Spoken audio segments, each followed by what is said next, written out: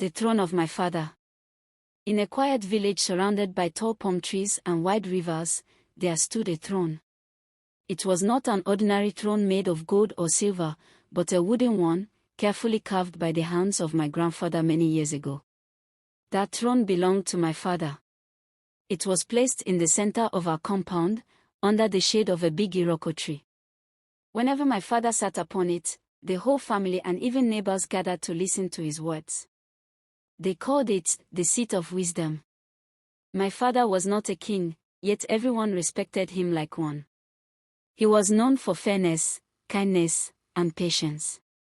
If two people had a quarrel, they would bring their matter before my father. He would listen carefully, smile gently, and then speak words that calmed the heart. At the end, both people would leave feeling lighter, as though a burden had been lifted from them. As a child, I often played around the throne. Sometimes, when no one was watching, I would climb upon it. I would spread my little arms wide and declare, "I am the ruler of this land." My friends would laugh, and we would pretend to hold court under the Iroko tree. But my father never scolded me. He would only say, "My son, the throne is not for play. It is a place of service, not of pride." At first, I did not understand what he meant. To me, the throne was just a chair, nothing more. But as I grew older, I began to see what he was teaching. One day, an old traveler came to our village. He was tired, dusty, and hungry. Many people avoided him because they feared he might bring trouble. But my father invited him to sit on the throne and gave him food and water.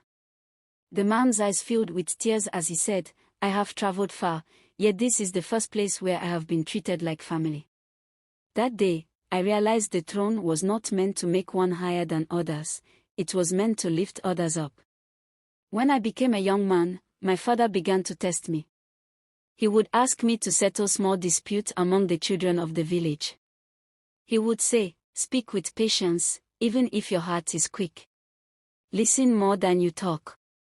And remember, every word you say is like a seed, you must choose which seeds you plant." At first, I made mistakes. Sometimes, I judged too quickly.